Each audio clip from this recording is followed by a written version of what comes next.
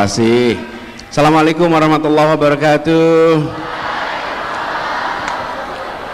Selamat pagi, salam sejahtera untuk semuanya. Boleh saya menyapa dulu Ibu Profesor Dr. Insinyur Neti Herawati, Wakil Rektor Bidang Perencanaan, Keuangan dan Umum. Tepuk tangan untuk Prof. Neti. Juga Ibu Dekan, Bu Dr. Zubaidah, dan seluruh jajaran dosen di FEB dengan Pak Muhammad Anwar dan semua saja. Prof. Neti, Bu Dekan, saya berdiri aja boleh ya? Sini ya, boleh ya? Gini ya. Ya, saya turun ke bawah aja biar bisa ngobrol.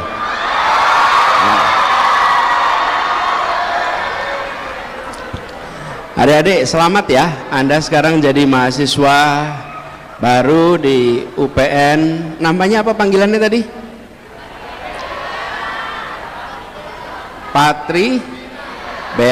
Patriot Bela Negara. Ada yel-yelnya nggak? Ada yel-yelnya. Siapa yang mau pimpin, coba yel-yelnya gimana?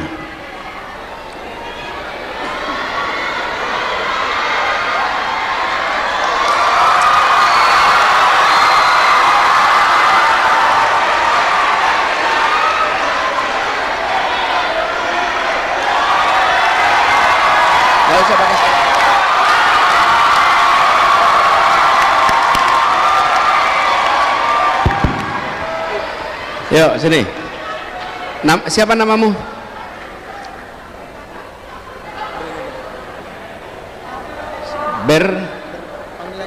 Reno. Oke. Reno Lado Angin. Dari NTT. Yuk, kamu pimpin yel-yelnya gimana?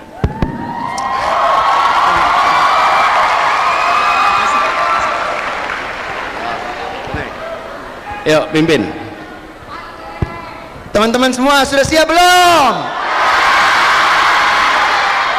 Nah, siap ya? Patribera 2026 bela negara. Sekali lagi, ayo sekali lagi. Lebih semangat ya. Patribera 2026 salam bela negara. Sekali lagi tanpa mikrofon. Oke, teman-teman semua bisa dengar suara saya? Patribera 2026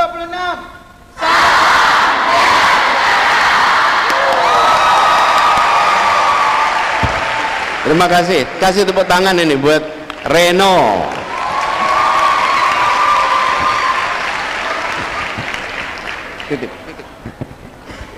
Jadi adik semua, selamat datang di perguruan tinggi.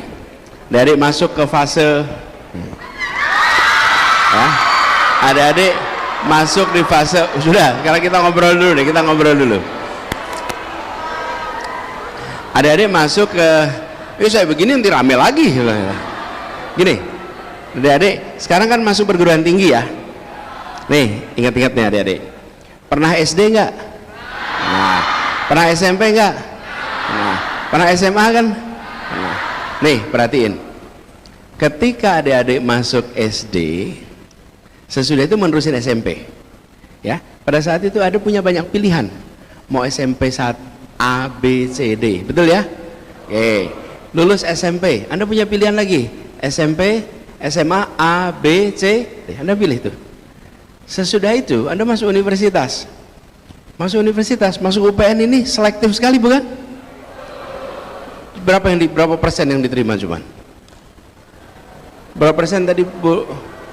4% tuh yang diterima tuh. Anda bisa milih tuh universitas A, B, C, D. Coba perhatikan.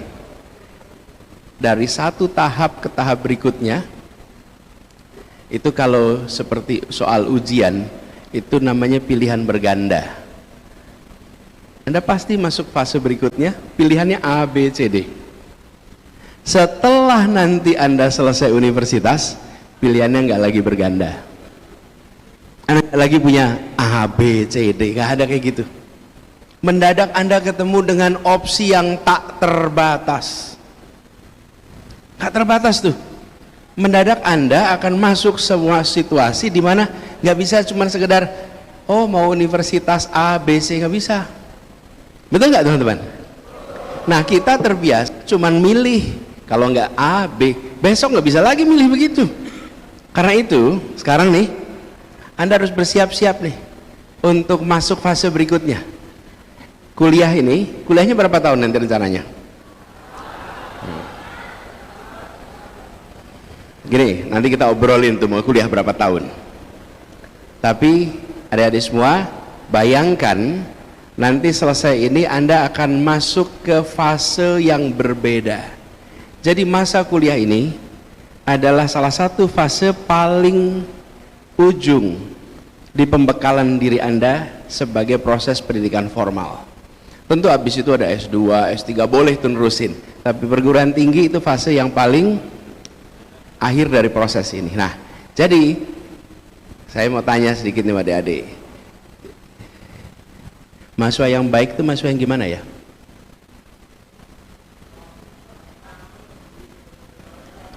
Yang aktif ya, berdampak, apalagi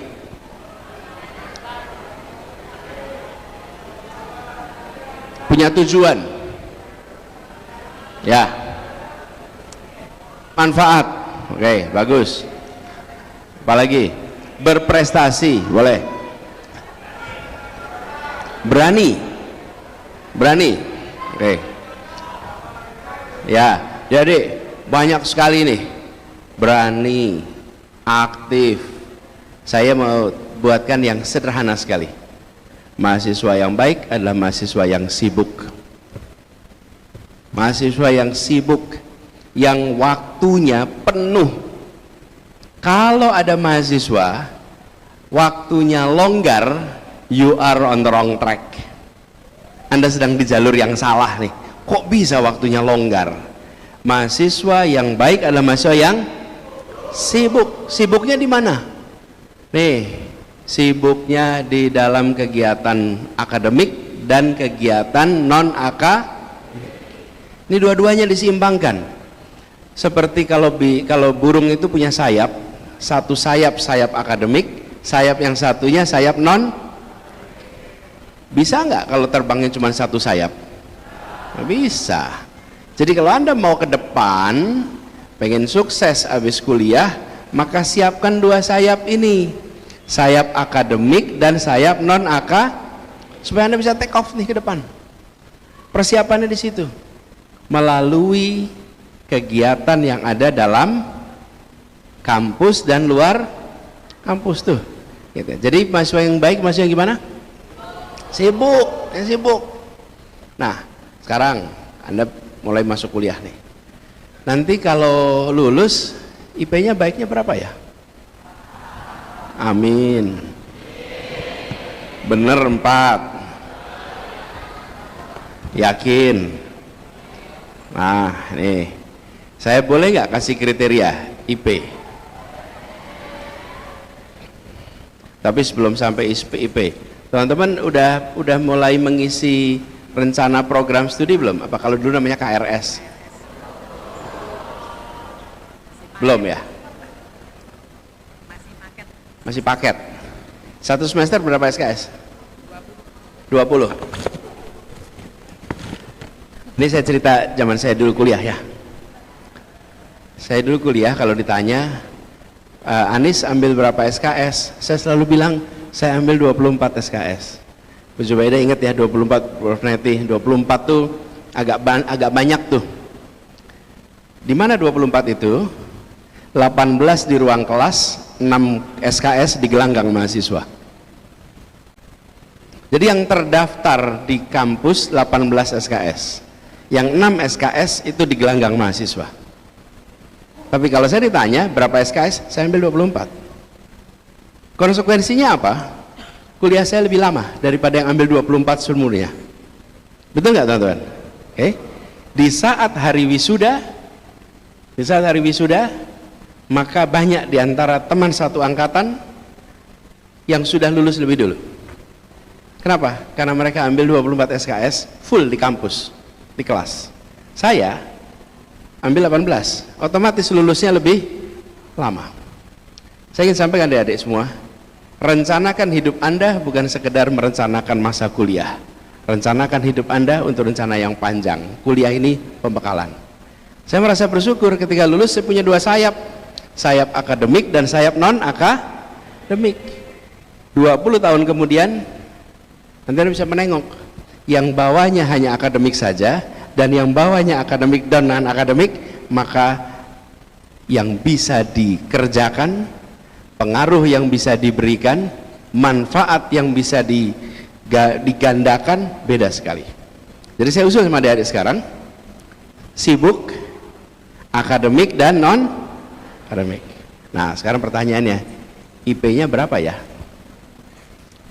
Kalau 4 tuh namanya sempurna ya, memang si ideal bisa dapat 4, tapi kita ngomong target yang realistis aja dah. Baiknya berapa IP-nya? Nih saya usul ya, IP-nya minimal sama dengan syarat beasiswa S2. Yaitu Anda cek aja mengejar beasiswa di mana. Beasiswa S2 berapa? Ada yang syaratnya 3,25, ada yang syaratnya 3,5, ada yang syaratnya 3,75. Betul nggak adik-adik? Jadi jangan bilang oh harus 3,5. Enggak. Kalau menentukan sesuatu harus punya dasarnya. Ketika Anda mengatakan 3,5, dasarnya apa? Kata orang, jangan. Dasarnya apa? Dasarnya syarat untuk bea. Nah, syarat beasiswanya berapa? Ambil itu. Kalau syarat beasiswanya 3,75, ya Anda kejar 375. Kalau syarat beasiswanya 3,5, kalau ternyata 325, 325. Betul nggak adik-adik? Kenapa kok syarat beasiswa? Jangan sampai Anda mau meneruskan ke jenjang berikutnya terhenti karena soal IP. Iya, nggak bisa balik lagi. Nggak bisa balik lagi. Kalau ijazah hilang bisa diurus. Ya, tapi kalau IP kurang nggak bisa diurus. Betul nggak teman-teman? Iya, nggak bisa. Anda nggak bisa ngubah, nggak bisa. Tapi kalau barang hilang bisa. Nah, jadi adik-adik, saya usul tempatkan itu. Oke? Nah, sekarang nih, adik-adik termasuk 5% yang tadi dapat kesempatan kuliah. Jadi Anda harus bersiap untuk bisa jadi penggerak. Mahasiswa harus bisa jadi penggerak. Mahasiswa bukan hanya jadi penonton. Mahasiswa harus bisa menjadi yang menggerakkan. Yang menggerakkan untuk apa? Untuk untuk keadilan. Harus. Anda masuk 5% nih. Bayangkan teman-teman, begitu banyak yang ingin bisa kuliah dan sekarang dapat kesempatan itu, dapat privilege itu.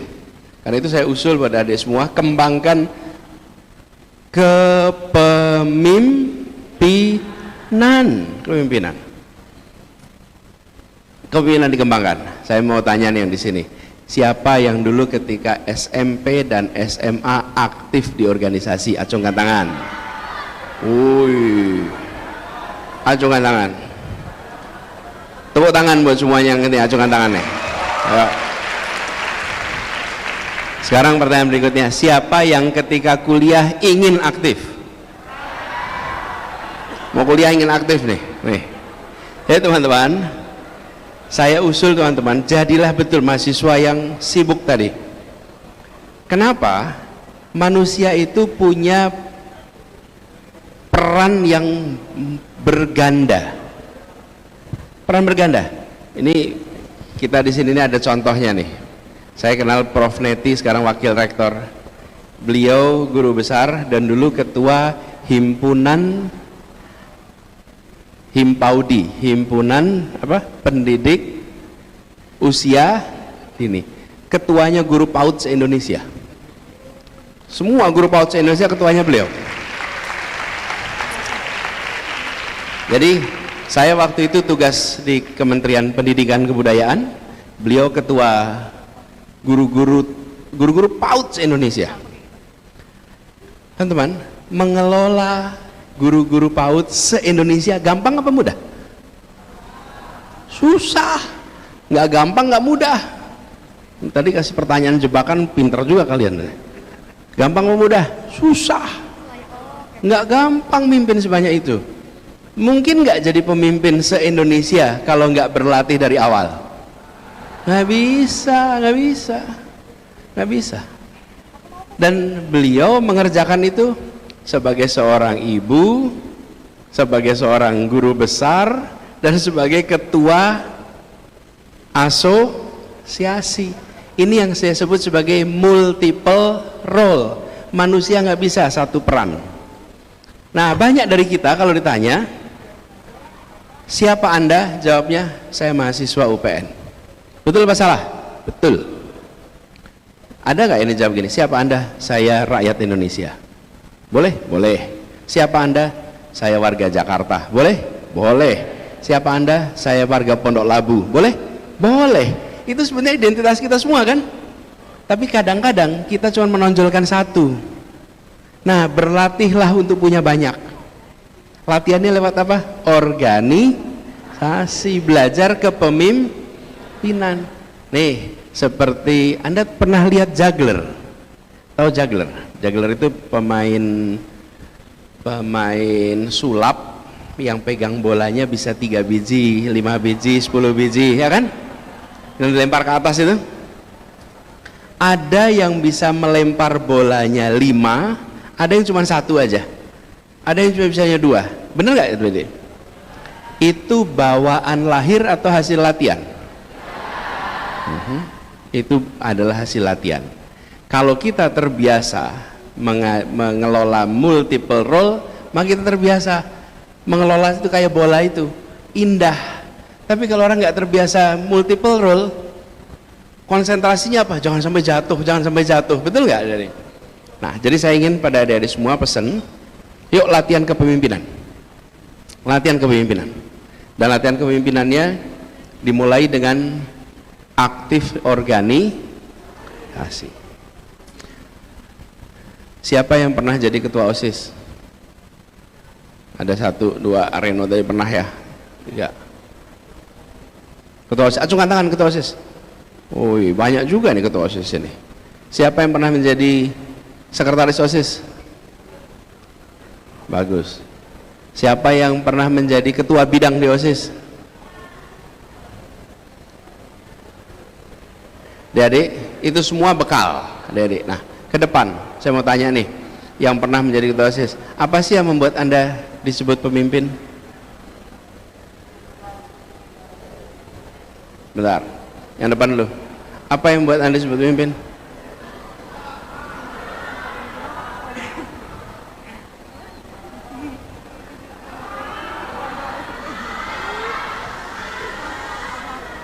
Saat coba sini. Nggak usah pakai sepatu, jalan aja. Pinjam mikrofon tadi. Anda disebut pemimpin bila apa? Nih, langsung aja. Menurut saya Pak, kita bisa disebut seorang pemimpin saat kita bisa menyatukan banyak kepala, banyak opini menjadi satu sesuai yang sudah kita sepakati bersama-sama. Oke, bisa menyatukan banyak kepala, opini, walaupun kita berbeda-beda, berbeda-beda. Oke. Jadi bisa mempersatukan, itulah disebut pemimpin. Makasih Cahya, tepuk tangan buat Cahya. Apa lagi? Ya. Makasih udah bawa poster kamu. Jadi menurut saya seorang pemimpin itu ialah seseorang yang bisa menampung banyak opini, menampung banyak pendapat, menampung banyak suara untuk menuju berjalan bersama untuk satu tujuan atau target yang telah bisa menampung, membuat berjalan bersama. Iya. Oke, terima kasih Habibur Rahman. Terima kasih. Oke, satu lagi.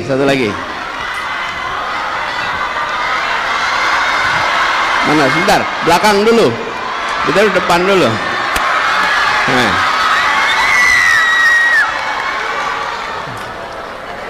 Yuk, siapa namanya? Nama aku Siti Rajuana Bilah. Menurut aku pemimpin itu tuh orang yang bertanggung jawab untuk memimpin suatu organisasi. Terus juga pemimpin itu yang membantu teman-temannya untuk menyelesaikan masalah, terus juga mencari keadilan untuk suatu proker misalnya kalau di OSIS, terus juga melaksanakan kegiatan. Bertanggung jawab, bisa memimpin, terus juga membantu teman-temannya. Bantu teman-teman. Oke, terima kasih. Panggilannya?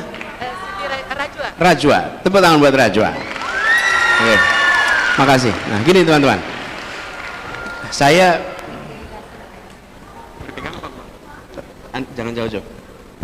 Anda di sini aja. Jadi adik, ini semua kriterianya benar tuh, bagus kriteria benar. Pemimpin tadi ada yang bertanggung jawab, bisa mendengarkan, bisa mengarahkan. Ketua OSIS, betul nggak? Betul kan? Betul semua. Tapi saya mau kasih definisi yang sederhana sekali soal siapa itu atau apa yang membuat seseorang itu disebut pemimpin. Dia disebut pemimpin bila dia diikuti sukarela. He is a leader if he has follower. Kalau tidak ada pengikut, dia bukan pemimpin. Betul nggak? Ya, jadi seseorang disebut pemimpin bila punya pengikut. You're no leader without follower. Nggak ada, you're no leader without follower. Nih saya beri contoh, orangnya bertanggung jawab, tapi nggak ada yang ngikutin. Pemimpin bukan? Orangnya cerdas sekali, tapi nggak ada yang ngikutin. Pemimpin bukan? Dia mendengarkan setiap kali orang bicara, tapi nggak ada yang ngikutin. Pemimpin bukan? Iya, jadi pemimpin itu orang yang diikuti suka rela. Apanya? Pikirannya, kata-katanya, perbuatannya. Jadi kata kuncinya apa? Follower. You are a leader only if you have kalau nggak punya follower, you're not leader. Ini bukan Twitter ya. Walaupun Twitter juga kadang-kadang saya lihat ini sebetulnya ada digital leadership gitu. Nah, teman-teman, saya beri contoh nih. Saya kalau ada seorang muslim itu ada sholat jamaah tuh. Kalau saya lagi sholat di tempat imam, saya sholat di tempat imam. Tapi saya sholatnya sendirian, boleh nggak saya sebut imam? Nih, boleh nggak? Saya di tempat imam loh, pakai seragamnya imam, di tempatnya imam, tapi sholatnya sendirian, boleh nggak disebut imam? Ya, terus kapan saya boleh disebut imam? Tuh, saya sholatnya di pojok, tapi ada satu orang di sebelahnya ngikutin, langsung nama saya berubah jadi yang membuat saya pemimpin siapa? Itu dia. Dede, ingat, jangan pernah menganggap Anda pemimpin karena diri Anda sendiri. Anda pemimpin karena orang-orang mengikuti Anda dengan sukarela. Oke? Jadi, nih, kebanyakan dari kita yang jadi ketua merasanya it's about me. No. Ini bukan tentang kita. Bukan. Pemimpin itu bukan jabatan. Pemimpin itu bukan jabatan. Betul nggak, teman-teman? Iya. Pemimpin bukan jabatan. Tadi itu kasih contoh, ada tempatnya imam, di situ itu kan tempatnya jabatan, bukan? Nggak ada. Tapi kalau dia sendirian, nobody's following him, he is no leader. He is no leader. Nah, jadi teman-teman, jadilah pemimpin, bukan pejabat muda. Jadilah pemimpin.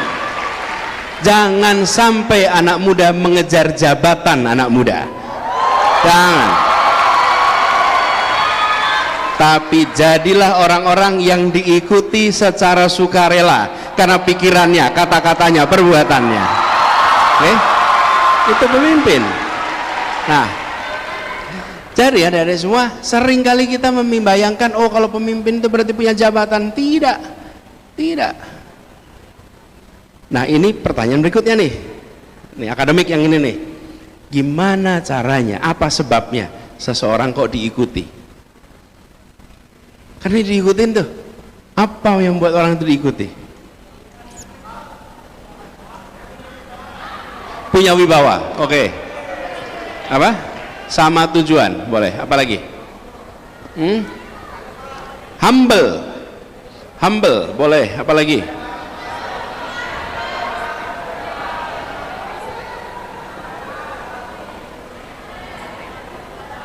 Apa lagi? Ya? Apa? Ya, boleh. Gini. Saya kasih rumus aja dah. Kenapa seseorang itu diikuti? Sederhana. Karena satu, dipercaya.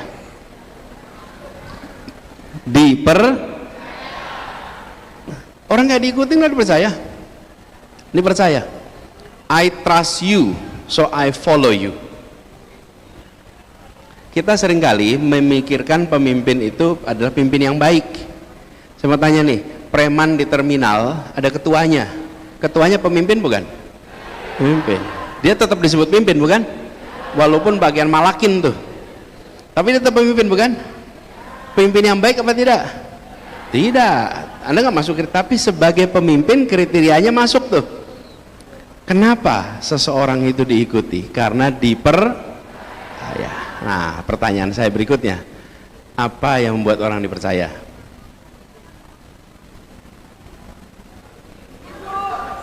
Jujur. Betul. Apa lagi? Apa? Adil. Apa? Apa? Mau mendengarkan. Oke, boleh. Apa lagi? Ya, jujur. Apa lagi? Amanah. Ya, apa lagi? Hah? Berintegritas. Ya. Nih, Anda bawa kertas kan? Alat tulis bawa. Nih, tulis rumus. T sama dengan, ini kayak belajar persamaan ini. T sama dengan, yang gede nulisnya jangan kecil-kecil. Ini rumus. Yang besar, tebal nulisnya. T sama dengan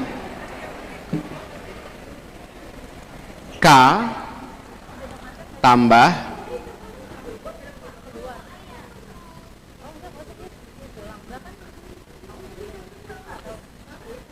I, I-nya I1 tambah I2 kurangi SI.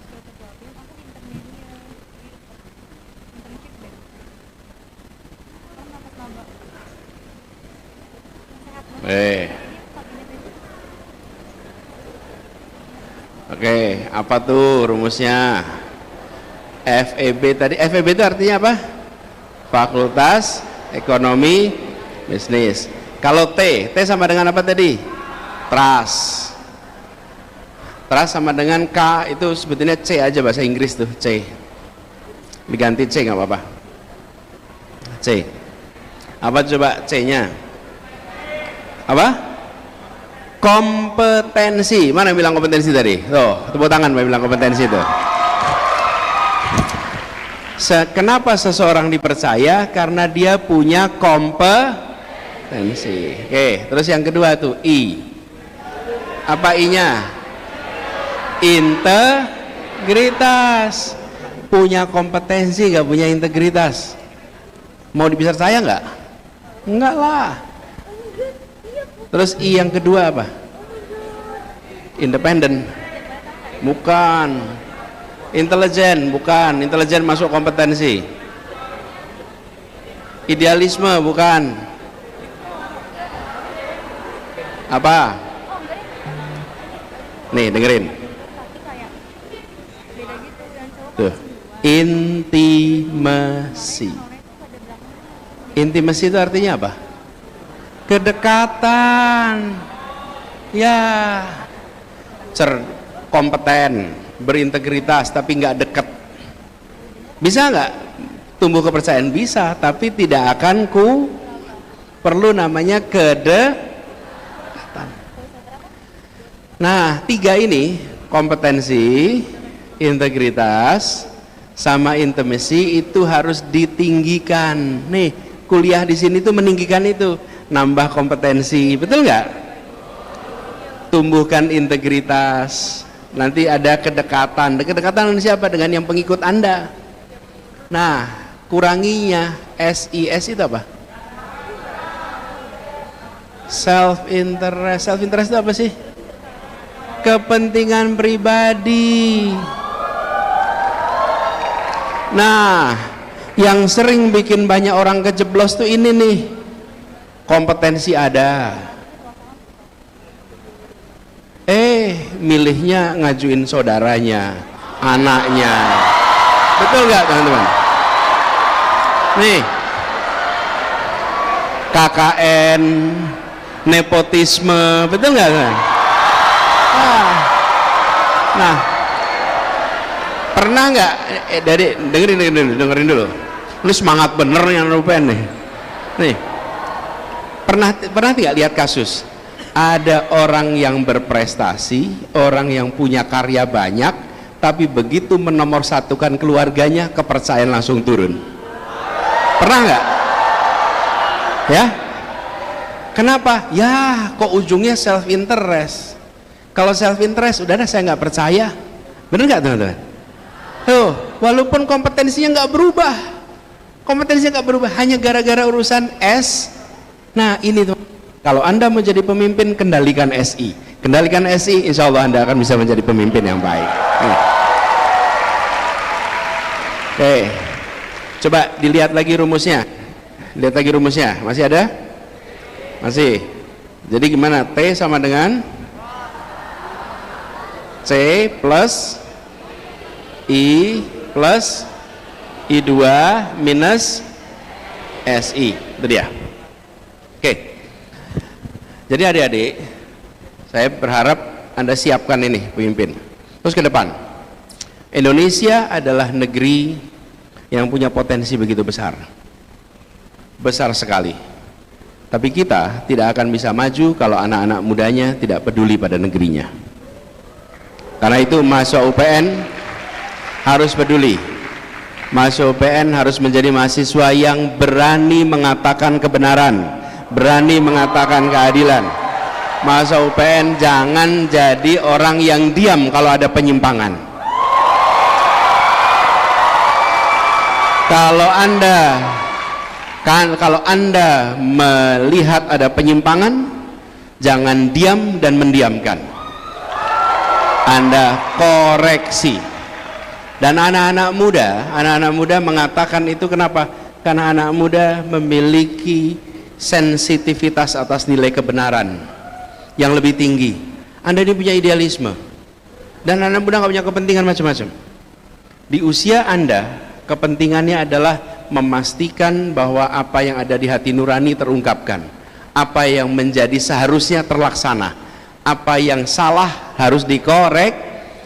Jadi adik-adik semua di sini, nanti ketika masa kuliah Anda akan lihat, siapkan dua hal, peran masa kini dan peran masa depan. Tulis, peran masa kini, peran masa depan.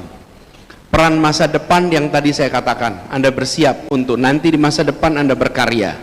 Peran masa kini, Anda bagian dari masyarakat, ikut terlibat langsung menyelesaikan masalah di masyarakat. Kalau Anda menyaksikan penyimpangan oleh pemerintah, maka kritik. Kalau Anda menyaksikan penyimpangan di sekitar Anda koreksi. Kalau Anda lihat Anda bisa berbuat langsung, Anda langsung berkarya. Jadi itu peran dua, peran masa kini dan peran masa depan. Siap menjalankan itu? Siap? Ayo. Nah, sekarang saya berikan kesempatan kalau ada yang mau komentar, bertanya.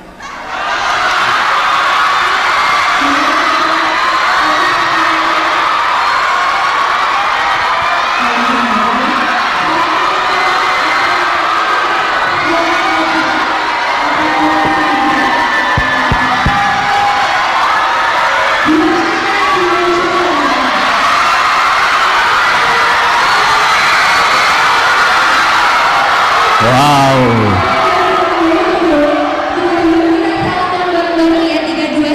Yes, boleh kalau Pak.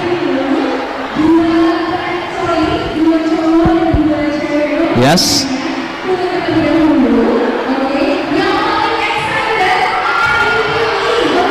Yes, kita pilih 2 cewek, 2 cowok ya kayak total 4 ya. Oke. Oke. 3, 2, 1. Wah, ini ramai banget nih. Kita pilih siapa nih, Kak? Coba Kak Rafa pilih satu. Oke, 1. Terus pilihan di sebelah sini, Kak. Oke, sebelah sini ya. Siapa? Oke, ini 1. Satu lagi ceweknya tapi yang paling belakang, Kak. Kita pilih yang paling belakang coba. Yang paling belakang. Siapa nih, Kak? Oke, coba kalau Pak. Oke. Yes.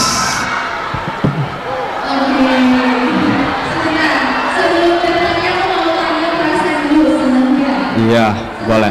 Seneng banget dong.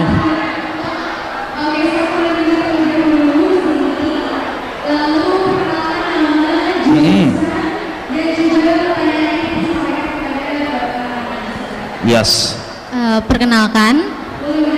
Boleh menghadap Pak Anies? Oke. Baik Bapak, perkenalkan. Nama saya Hizmatu Syakila, biasa dipanggil Hizmatu. Saya dari... Sini. Namanya siapa? Karania fotoin. HP-mu mana? HP aku. HP aku. Oke, dokumentasi ya. Namanya siapa? Sekali lagi. Nama aku Hizmatu Syakila. Terus? Wah, yang lain pada iri nih kayaknya nih. Oh. Makasih Bapak. Nama aku Hizmatu Syakila, saya dari Prodi Manajemen S1. Saya dari kelompok 19 I Gusti Ngurah Rai. Sebelumnya saya terima kasih banyak sama Bapak. Langsung aja, pertanyaannya apa? Saya ingin bertanya, sebenarnya tuh saya ngelihat banget usaha Bapak selama ini untuk berjuang, tapi apa sih Pak, bagaimana cara Bapak untuk meyakini diri Bapak atas kegagalan yang terjadi sebelum-sebelumnya sampai saat ini Bapak masih percaya diri? Terima kasih. Hizma. Oke, thank you, makasih. Makasih Pak. Ini berapa penanyanya nih? Ada 4 Bapak. Ada 4 penanya. Hisma, makasih. Duduk. Yuk, sekarang Oke, Anda. selanjutnya boleh silakan Kak. Yuk, kamu sambil tanya, silakan.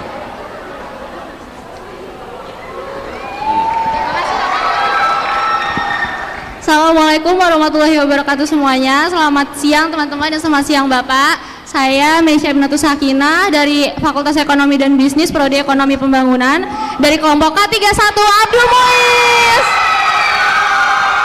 Di sini saya izin bertanya kepada Bapak karena dari tadi kan kita ngomongin tentang kepemimpinan gitu ya Pak.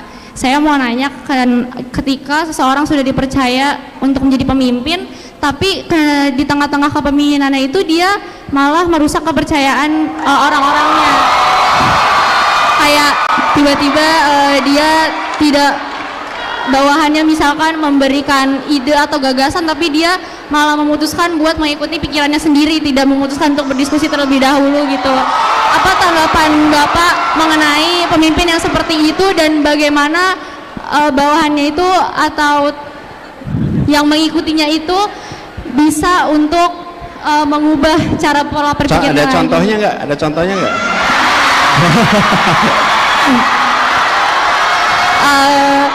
Contohnya kayaknya kita semua udah tahu ya Pak. Aduh, jangan dong Pak. Ya pokoknya kayak kalau ada kasus gitu lah Pak, kasus seperti itu. Yuk, contohnya apa contohnya? Contohnya misalkan ketua OSIS di sekolah gitu Pak. Ketua OSISnya itu jangan kecewa dong. Ini mereka menuntut contoh yang lebih konkret. Aduh.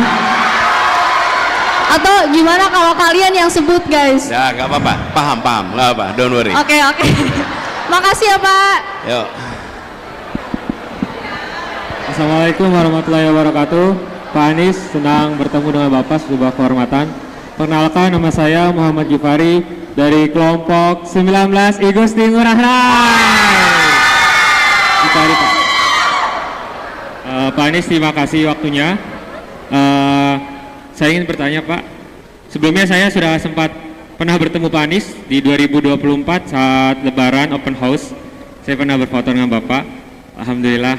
Saya ingin bertanya untuk masa depan kita sebagai mahasiswa dan sebagai rakyat Indonesia ke depannya. Saya ingin sebuah pertanyaan yang visioner.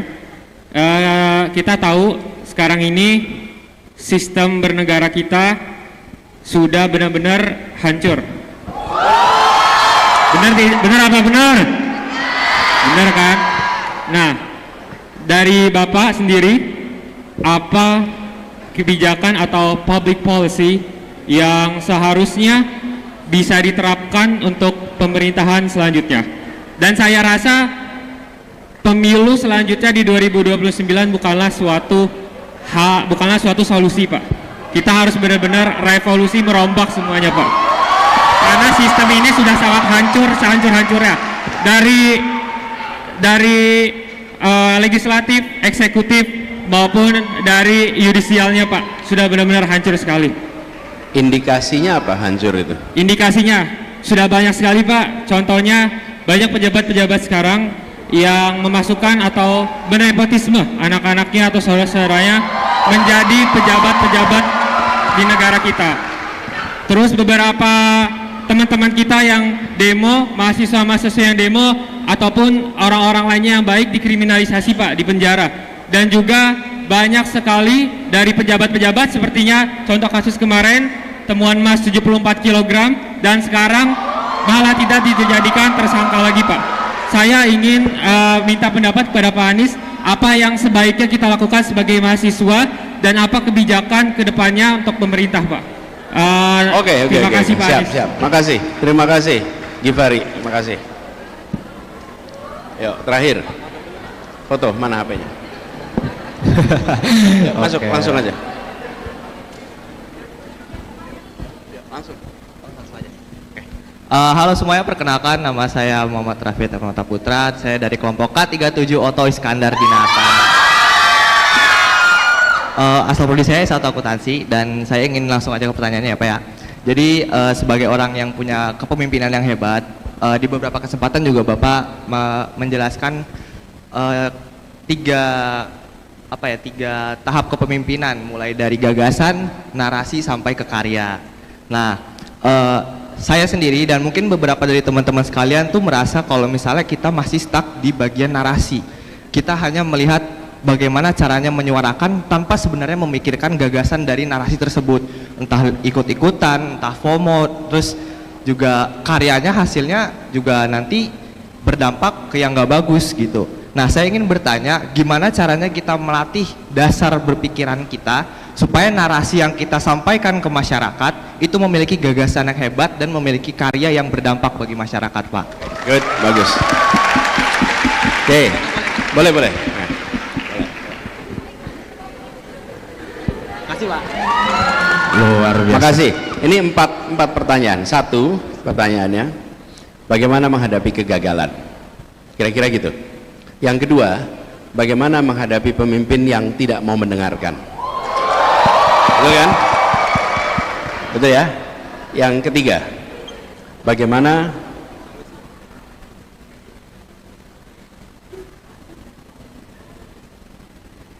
tantangan kita ke depan?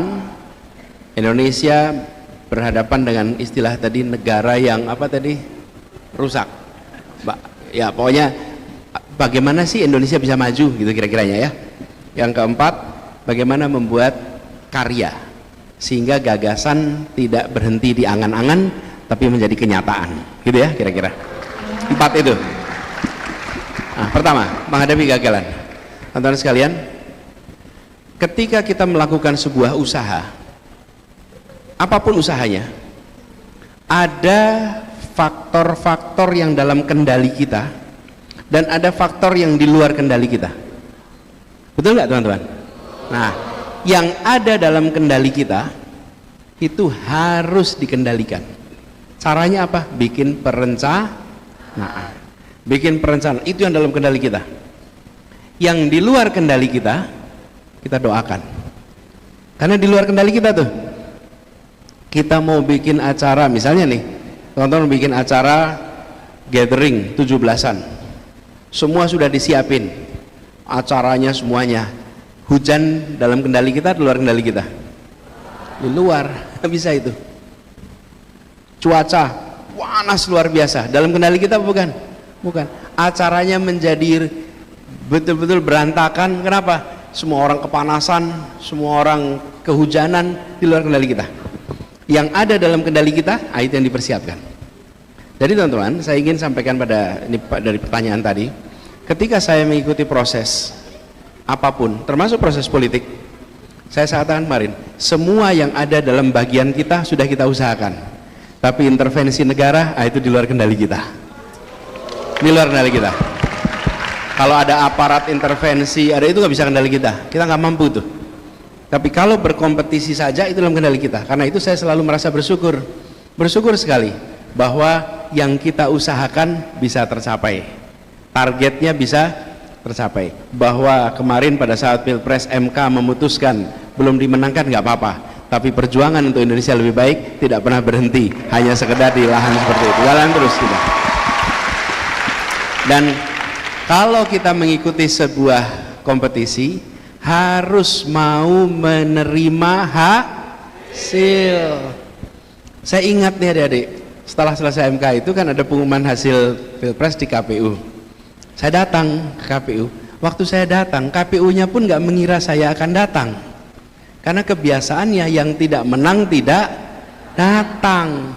Apa efeknya? Negara ini nggak akan pernah maju kalau setiap kompetisi semua hanya mau keluar sebagai pemenang. Semua harus mau siap hasilnya. Betul nggak teman-teman? Lihat nggak final sepak bola kemarin antara Spanyol lawan, simpati nggak sama yang kalah kemarin? Kenapa?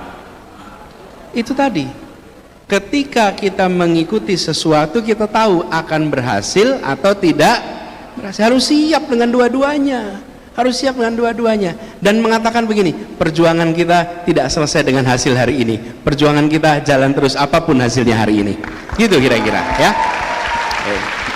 Yang kedua, tadi pemimpin yang nggak mau mendengarkan. Ada tuh program dijalankan, gagal di mana-mana tapi jalan terus. Ada nggak? Ya. Tidak mau dikoreksi pula. Tidak mau dikoreksi pula. Dan kalau disinggung, sensitif sekali soal itu. Betul nggak? Nah,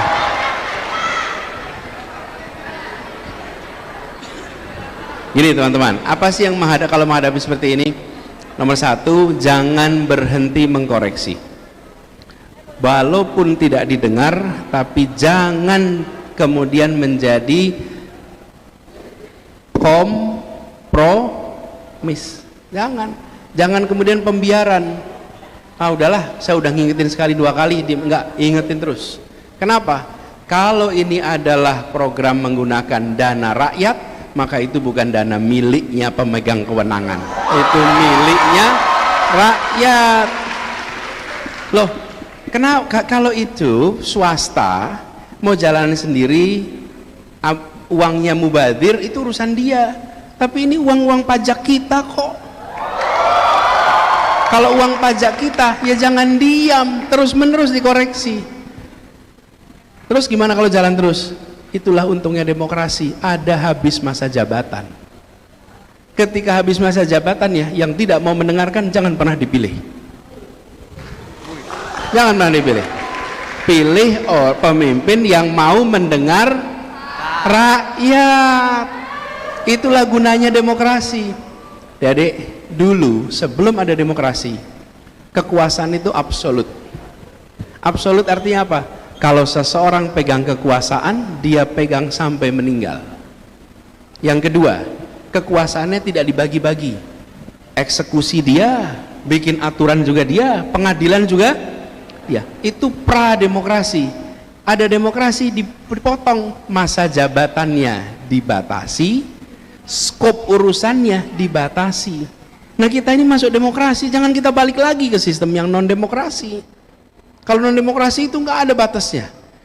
Walaupun pernah juga ada yang bilang ke saya, Pak Anies, Indonesia ini kalau mau maju, ini pertanyaan ketiga nih, mau maju gimana? Katanya Indonesia ini mau maju kalau dipimpinnya pakai strongman, dipimpin pakai semi otoriter. Setuju? Alasannya di Tiongkok maju karena otoriter. Kalau tidak otoriter, Tiongkok tidak maju. Saya kasih jawaban begini, kenapa contohnya Tiongkok untuk otoriter? Kenapa tidak contohnya Korea Utara juga otoriter? Maju nggak? Nggak. Myanmar otoriter, maju tidak?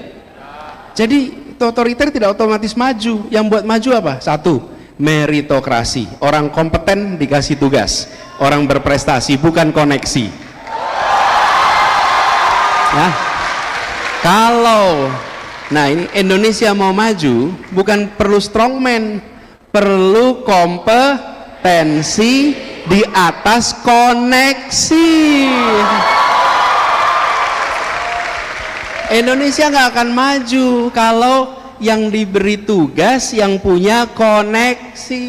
Terus aturan main diubah. Aturan main memudahkan keluarga, memudahkan untuk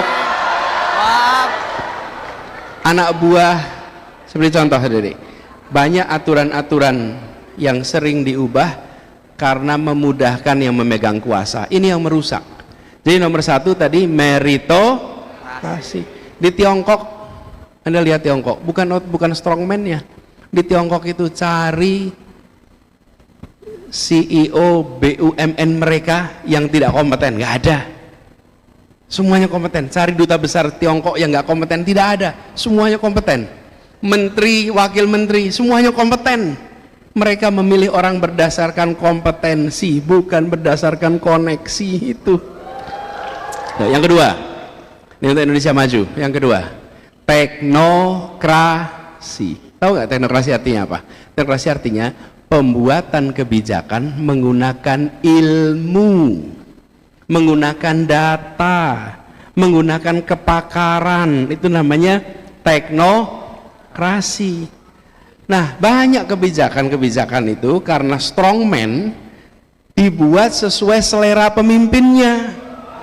Kalau pemimpinnya pengen A, ya udah harus bikin A, walaupun secara ilmu pengambilan keputusan, ilmu kebijakan tidak tepat. Saya beri contoh aja sederhana. Sekarang misalnya dibuat koperasi di seluruh Indonesia, oke? Kooperasinya nggak ada masalah, tetapi begitu diseragamkan, di situ masalah.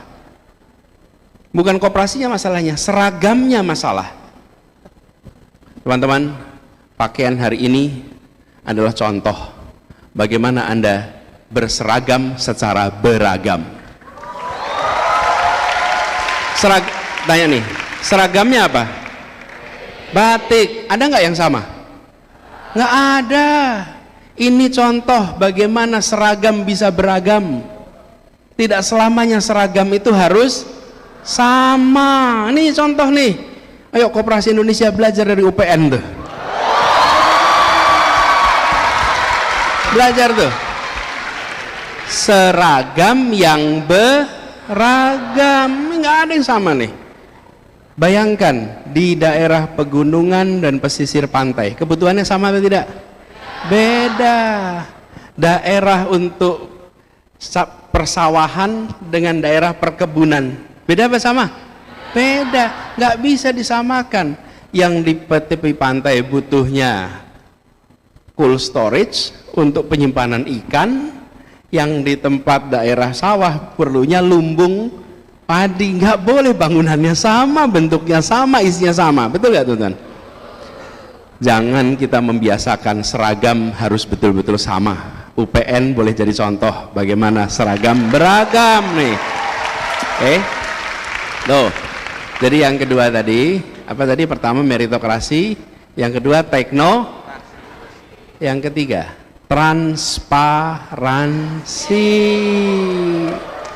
Kalau Indonesia mau maju, maka Indonesia harus transparansi. Tuh, lihat Tiongkok, apa yang terjadi? Koruptor diberantas, betul nggak teman-teman? Jadi nggak bisa, oh maju karena strongman. Kalau cuma maju karena strongman, maju karena otoriter, Korea Utara juga otoriter, nggak maju. Kenapa? Nggak ada teknokrasi, nggak ada meritokrasi, tidak ada transparansi. Itu tiga itu. Mau demokrasi atau non demokrasi, tiga ini kunci nih. Ada banyak lagi sebetulnya, tapi ini contoh tiga ini. Jadi bagaimana mengoreksi Indonesia ke depan supaya anak-anak muda ini mau berkarya di Indonesia. Anak-anak muda tidak pernah takut kompetisi, tapi anak-anak muda pasti memusuhi soal koneksian. Betul nggak teman-teman? Anda kalau ada ordal gimana rasanya? Yang happy yang punya ordal. Kalau nggak punya ordal apa yang terjadi? Frustrasi. Kalau Indonesia tidak menggunakan meritokrasi, maka anak-anak terbaik Indonesia lama-lama akan meninggalkan tanah ini. Dan yang mereka berada di luar nggak akan mau balik. Kenapa? Karena mereka tidak takut kompetisi, tapi mereka menginginkan adanya kesetaraan, kesempatan. Nggak pernah takut. Anak muda nggak pernah takut. Yang ini salah satu tantangan kita. Jadi ke depan buat Givari, Indonesia ke depan harus Indonesia yang satu, ada meritokrasi. Dua, ada transparansi. Tiga, ada teknologi. Itu akan membuat kita maju. Terakhir, soal bagaimana membuat gagasan. Saya itu memberikan prinsip gini, ada tadi disampaikan oleh Raffi. Anda boleh catat nih, gagasan, narasi, karya. Itu pakai tanda panah. Gagasan, sesudah gagasan, tanda panah, narasi, tanda panah, karya. Jadi semua karya yang dihasilkan ada penjelasannya, dan setiap penjelasan ada dasar pikirannya. Kalau seorang pemimpin mengambil keputusan dengan urutan seperti itu, pasti dia tidak takut berdebat, pasti dia tidak takut untuk dikritik. Kenapa? Karena setiap karya ada gagasan, ada urutannya tuh. Nah, saya pegang prinsip gagasan, tanda panah, narasi, tanda panah, karya. Karya itu di ujung. Jangan sampai karya nggak ada gagasan. Ketika ditanyain, nanti yang mengkritik dilarang, dihentikan. Kenapa? Karena nggak ada gagasan. Nah, pertanyaan dia tadi, Raffi, bagaimana membuat supaya jangan berhenti sampai narasi, supaya jadi Nah, untuk jadi karya, di situ namanya executive function. Adik-adik bawa HP. Nah, nanti saya usul adik-adik Google namanya executive function. Executive function. Lalu Anda lakukan tes pada diri Anda tentang seberapa tinggi executive function Anda. Banyak di antara kita yang tidak sadar bahwa kita punya banyak keinginan tapi eksekusinya lemah. Kenapa? Nah, nanti Anda bisa pelajari caranya. Jadi usul saya Anda lakukan itu. Terus yang kedua, kumpulkan teman-teman yang punya ide sama, lalu menyusun rencana aksi atas gagasan yang Anda miliki. Jangan sendirian. Jadi Raffi, kalau Raffi punya gagasan, bagikan, ajak yang lain. Supaya apa? Supaya Anda punya tekanan eksternal untuk melakukannya. Saya beri contoh. Ada seorang anak yang ingin lari olahraga tiap hari. Dikerjakan sendirian. Sama ada satu lagi, dia mau lari tiap hari, tapi dia ajak teman. Kira-kira yang lebih disiplin untuk latihan yang sendirian atau yang ajak teman? Yang mana? Yang ajak teman. Kalau lagi sendirian apa? Bangun jam 5 pagi, aduh males, besok aja dah larinya. Tapi kalau ajak teman, mau ngabarin teman, hari ini aku capek ya, besok aja. Besok mau capek lagi, Besok mau capek lagi, besok mau capek lagi. Ada pressure bukan? Karena itu kalau Anda punya niat baik, Anda ajak orang lain untuk orang lain itu akan menjadi reinforcer, orang yang akan membuat kita lebih lebih kuat menjalaninnya. Jadi tes executive function. Yang kedua, ajak teman-teman untuk terlibat, jadikan rencana Anda sebagai kenyataan. Gitu ya, buat 4 ini. Saya ada buku untuk mereka yang bertanya. Coba ambilin bukunya. Wow, luar biasa. Udah bertanya, dapat hadiah buku. Minta bukunya. Di mana bukunya? Oh, ini dia. Saya taruh di atas. Oh, ya, baik.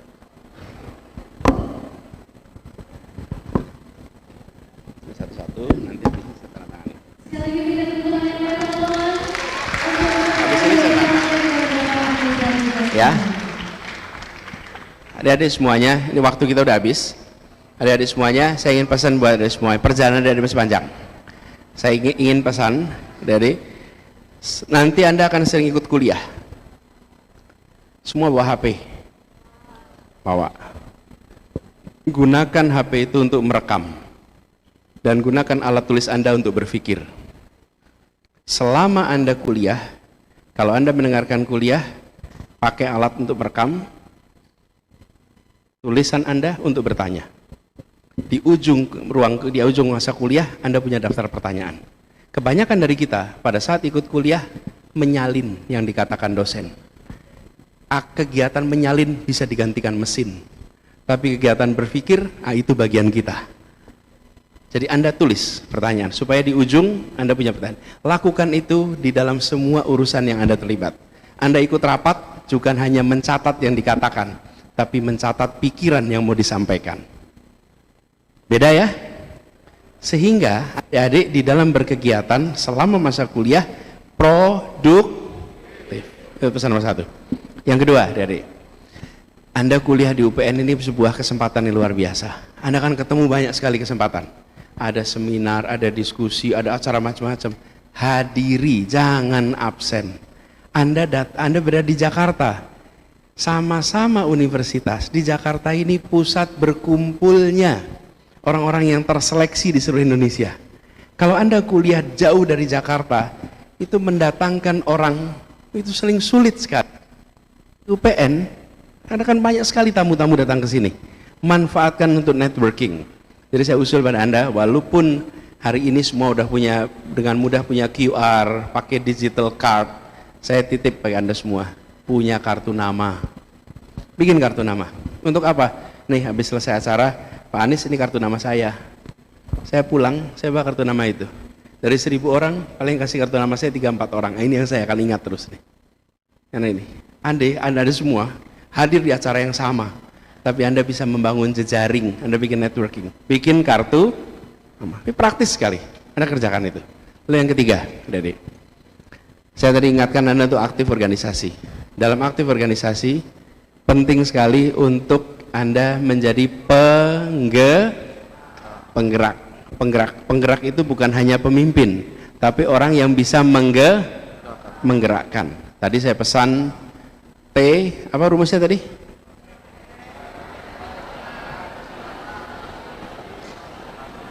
Nih, rumus itu dijaga supaya Anda dipercaya dan Anda bisa menjadi penggerak. Saya nanti ingin dengar satu ketika kabar mahasiswa-mahasiswa UPN menjadi mahasiswa yang ikut menjaga marwah kehidupan bernegara kita. Mahasiswa-mahasiswa yang kritis, mahasiswa yang pemberani. Selamat belajar, selamat kuliah, lampaui semua cita-cita, semoga keberhasilan mengiringi Anda semua. Terima kasih. Baik, terima kasih kami ucapkan kepada Bapak Anies Baswedan atas pemaparan dan inspirasinya.